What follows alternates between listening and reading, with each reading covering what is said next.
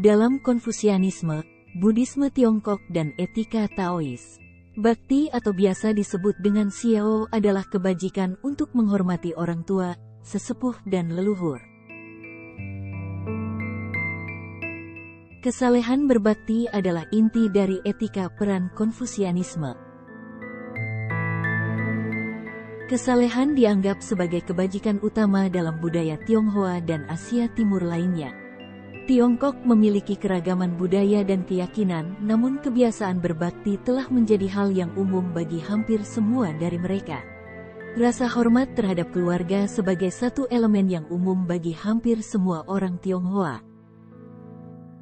Salah satu kumpulan cerita yang paling terkenal adalah 24孝, yang artinya 24 teladan bakti anak. Cerita ini menggambarkan bagaimana anak-anak menjalankan kebiasaan berbakti mereka di masa lalu.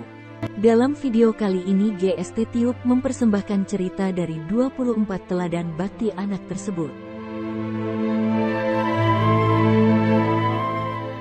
Dia berdandan untuk menghibur orang tuanya.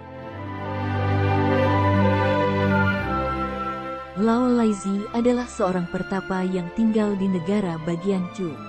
Ia dikenal sangat berbakti kepada orang tuanya.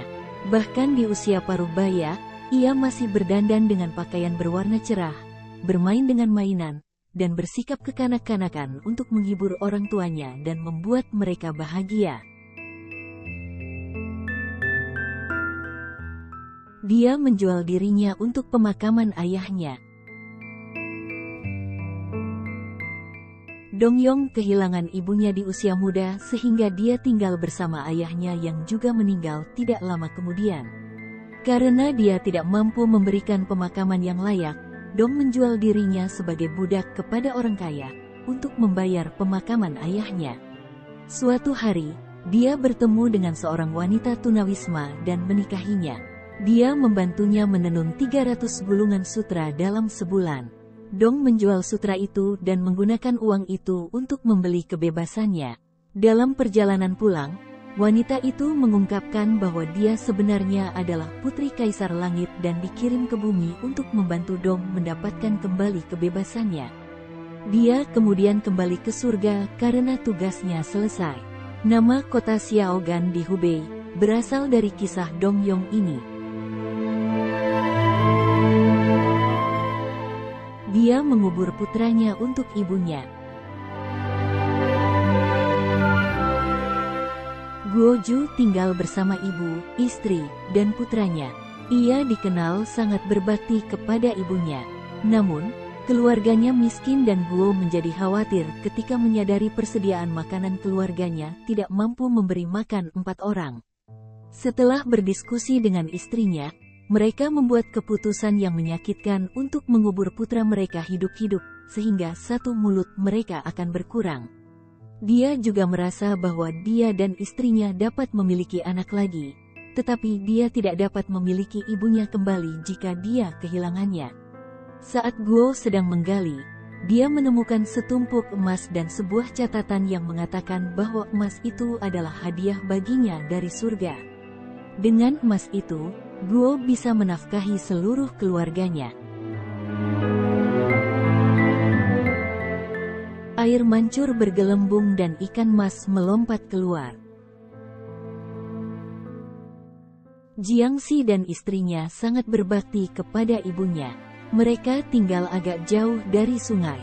Namun, karena ibu Jiang senang minum air dari sungai dan makan ikan yang ditangkap di sungai, pasangan tersebut tidak keberatan melakukan perjalanan jauh setiap hari untuk mengumpulkan air dan menangkap ikan untuk menyenangkan hatinya. Ketika ibu Jiang mengatakan dia lebih suka ditemani, pasangan itu mengundang tetangga mereka untuk bergabung dengan mereka saat makan. Suatu hari, karena cuaca buruk, istri Jiang tidak kembali tepat waktu dari perjalanannya ke sungai. Jiang berpikir bahwa dia tidak menghormati ibunya dengan membuatnya menunggu. Jadi dia mengusir istrinya dengan marah. Istri Jiang tinggal di rumah tetangga, menghabiskan malam menenun pakaian untuk ibu mertuanya, dan meminta tetangga untuk membantunya mengantarkannya keesokan harinya. Ketika ibu Jiang mengetahui kebenaran, dia memerintahkan putranya untuk membawa pulang menantu perempuannya. Pada hari istri Jiang kembali, air mancur tiba-tiba menyembur di depan rumah dan airnya terasa persis seperti air dari sungai. Selain itu, 2 ikan mas juga melompat keluar dari air mancur setiap hari. Sejak saat itu, Jiang dan istrinya tidak perlu lagi pergi ke sungai untuk mengambil air dan menangkap ikan. Dia memetik murbei untuk ibunya. Cai Sun kehilangan ayahnya ketika dia masih muda, jadi dia tinggal bersama ibunya, yang sangat dia hormati. Selama masa-masa kacau itu, harga makanan tinggi sehingga Cai dan ibunya makan murbei untuk bertahan hidup.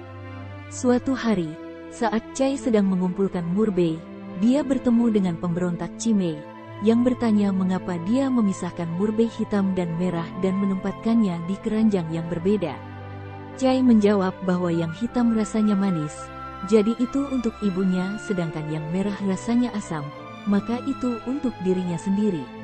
Para pemberontak terkesan dengan baktinya dan memberinya nasi dan kuku sapi.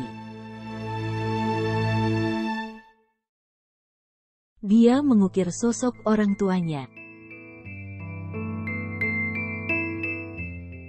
Dinglan menjadi yatim piatu pada usia muda, tetapi dia sangat merindukan orang tuanya sehingga dia mengukir patung-patung kayu sosok orang tuanya dan memperlakukan mereka seolah-olah mereka masih hidup. Suatu hari, saat Ding keluar, istrinya menggunakan jarum untuk menusuk salah satu patung karena penasaran. Yang mengejutkannya, patung itu mulai berdarah. Ketika Ding kembali ke rumah, dia melihat patung itu berdarah dan air mata mengalir dari matanya. Jadi dia bertanya kepada istrinya apa yang terjadi. Setelah mengetahui kebenaran, dia sangat marah sehingga dia menceraikan istrinya dan mengusirnya. Dia menyembunyikan jeruk untuk ibunya. Ketika Lu Ji berusia 6 tahun, ayahnya pernah membawanya mengunjungi Yuan Shu. Yuan mentraktir mereka jeruk mandarin. Lu mengambil 2 dan menyembunyikannya di lengan bajunya. Sementara Lu dan ayahnya bersiap untuk pergi, jeruk tiba-tiba meluncur dari lengan bajunya. Yuan tertawa, "Kamu datang sebagai tamu. Haruskah kamu menyembunyikan jeruk tuan rumah ketika kamu pergi?" Lu menjawab, "Ibuku suka jeruk mandarin, jadi aku ingin membawanya pulang untuk dicoba." Yuan sangat terkesan dengan bakti Lu. Dia bekerja untuk mendukung ibunya. Jiang Ge menggendong ibunya di punggungnya dan merawatnya sepanjang perjalanan dari Linzi ke Siapi. Ketika mereka bertemu perampok dalam perjalanan, Jiang sambil menangis memohon kepada mereka untuk menyelamatkan dia dan ibunya. Para perampok sangat tersentuh oleh kesalehan berbakti Jiang sehingga mereka menyelamatkan dia dan ibunya dan menunjukkan rute perjalanan yang aman untuknya. Di Siapi, Jiang bekerja keras untuk memastikan ibunya bisa hidup nyaman. Dia mengipasi bantal dan menghangatkan selimut. Huang Xiang kehilangan ibunya ketika dia berusia 9 tahun sehingga dia tinggal bersama ayahnya dan sangat berbakti kepada ayahnya. Selama musim panas, Huang mengipasi bantal ayahnya untuk memastikan ayahnya bisa tidur dengan nyaman di malam hari. Di musim dingin, dia membungkus dirinya dengan selimut ayahnya untuk menghangatkannya.